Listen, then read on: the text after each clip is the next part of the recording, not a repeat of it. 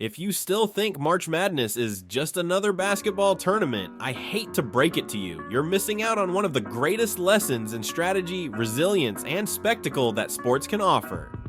And the 2025 Sweet 16 is here to prove that being a favorite on this stage is nothing more than a decorative detail. It's like a giant chessboard, 4 regions, 4 American cities, and one ultimate goal: advance in March Madness. Atlanta, San Francisco, Newark, and Indianapolis have transformed into the stages of a true sporting marathon. To an outsider, it might seem like just another tournament, but each city hosts battles that turn into legends. Take Auburn, for example, playing practically at home against Michigan, which already adds a whole new flavor to that matchup. It's funny how the home court factor plays such a big role in a tournament like this. Playing with the crowd behind you, feeling the floor shake with every bucket, can flip a game in the blink of an eye. No wonder Auburn comes in as the favorite against Michigan, even though in this tournament, being a favorite means almost nothing. Want proof? We've all seen powerhouse teams collapse in the final seconds, and that's where the magic of unpredictability kicks in. Meanwhile, top seeds like Duke, Florida, and Houston cast their shadows across every region. It's as if each of these teams carries not just the weight of their ranking, but the burden of expectation. Imagine Houston's coach staring at the court knowing that one tactical misstep could mean elimination. Fans don't always see it, but every play is a calculated move, almost as if each athlete is a trader reacting to market shifts in real time. But what's truly fascinating is how these regions go beyond mere geography. They become characters with their own narratives, heroes, and villains. For those who follow closely, it's clear that the story of each game is shaped not just by who plays, but by where it's played.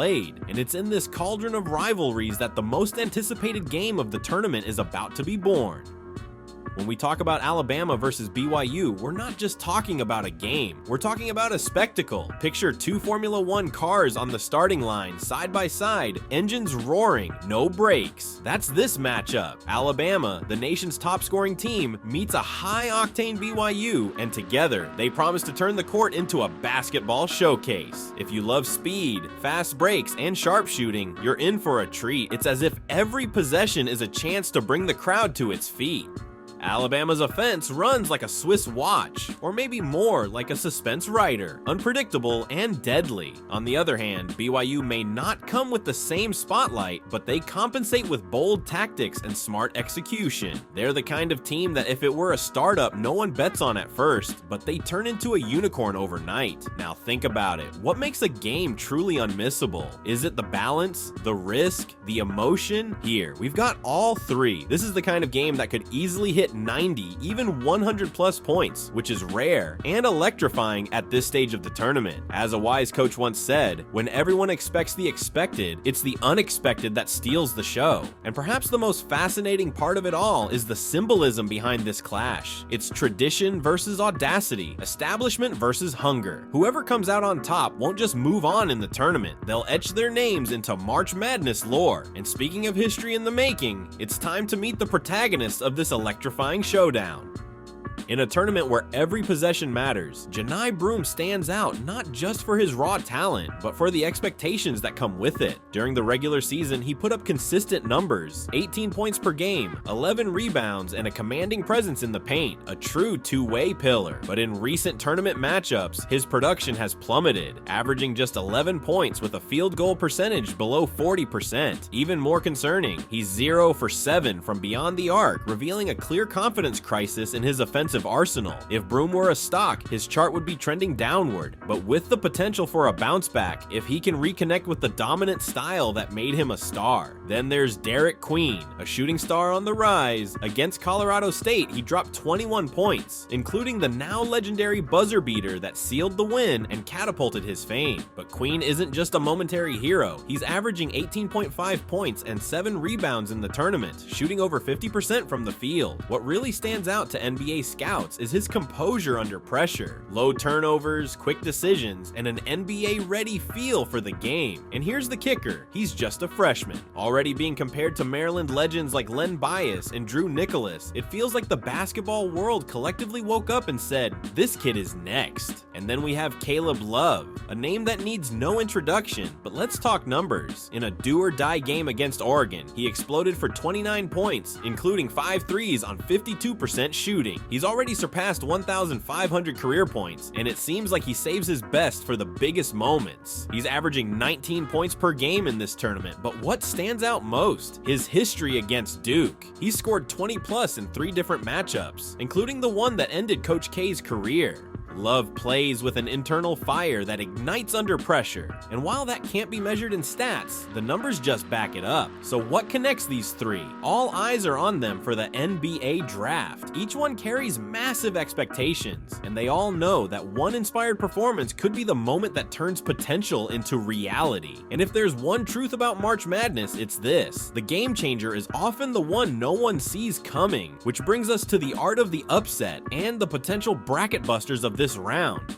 You know that moment when everyone bets on one side and suddenly the game flips? That's exactly what the so-called upsets are all about. And in the Sweet 16, you can't ignore Maryland, a team that's arrived with a sense of rebirth, like they've just had a soul-cleansing halftime speech. Led by Derek Queen, they didn't just win, they made a statement, playing with freedom and fearlessness. Sure, Florida has the pedigree, but they barely escaped UConn. If they try to force the issue again, they might just stumble where they least expect it. Now let's talk Kentucky. What a fascinating story. They've already beaten Tennessee twice this season, yet they enter this matchup as underdogs. It's like acing the test twice, only to be told the third time, yeah, you probably won't make it. Seems unfair, right? But that's where the beauty lies. Kentucky is rolling, with 6 players scoring in double figures in their last win, and their offense looks orchestrated, almost like a well-rehearsed symphony. Nearly 70% of their field goals are assisted, a stat that screams team chemistry, which is rare at this stage of the tournament. Then there's the Lamont Butler factor. With him on the court, Kentucky looks sharper, quicker, and oddly enough, calmer. His absence in their second matchup with Tennessee didn't stop them from winning. And now, with everything clicking, there's a real sense that this team can defy the odds and crash the bracket. They're that type of squad that if this were a schoolyard futsal draft, everyone would pick first. What's most compelling though is that these upsets aren't just statistical surprises, they're signs that something bigger is in play. They're warnings that being the favorite means nothing if you don't bring execution, courage, and team spirit. And when the environment leans into the unpredictable, it's only natural to look closely at where the cracks are forming in the Giants. Those who have the clear advantage on paper, but maybe not in heart.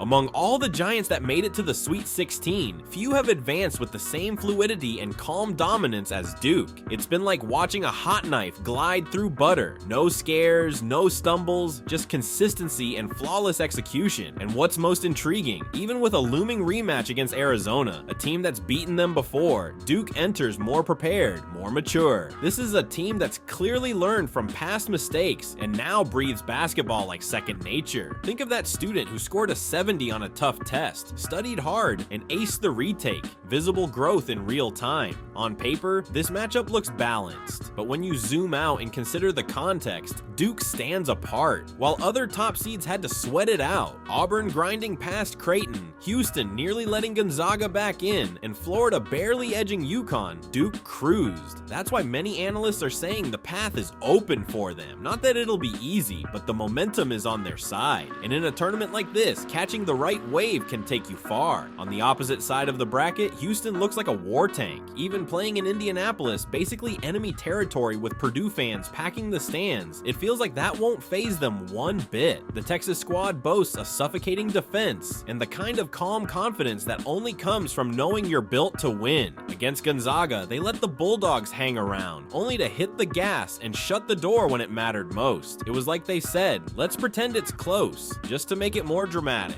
As for Purdue, despite their talent, they're gonna need the game of their lives. Starting strong won't cut it. They did that against MCN, but maintaining rhythm against Houston's defensive fortress is a whole different beast. To beat this Houston team, it's not just about sharp shooting. You need nerves of steel, defensive resilience, and maybe even a touch of magic, because when Houston locks into hunter mode, there's barely any space left to breathe. And speaking of space, it's becoming increasingly clear that the tournament is being shaped, if not dominated, by one very specific group of players. Let's be honest, if there's one name that swept through the tournament like an avalanche, it's the SEC.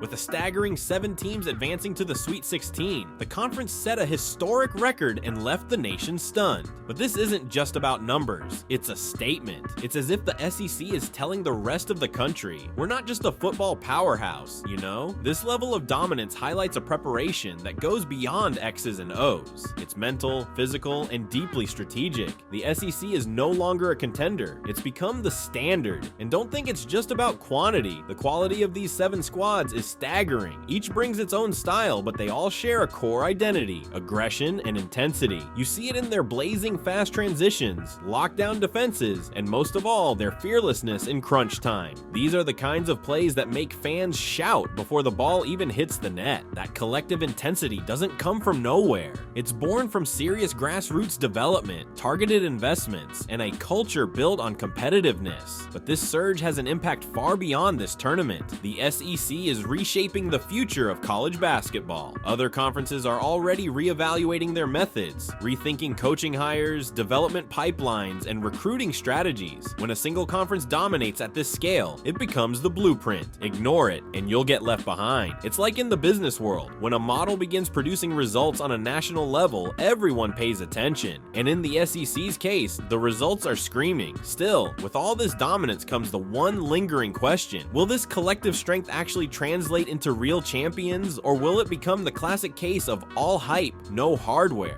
What's coming next are the heavyweight matchups, the gut check moments, and of course the games that will determine who keeps dancing and who goes home with the bitter taste of what could have been.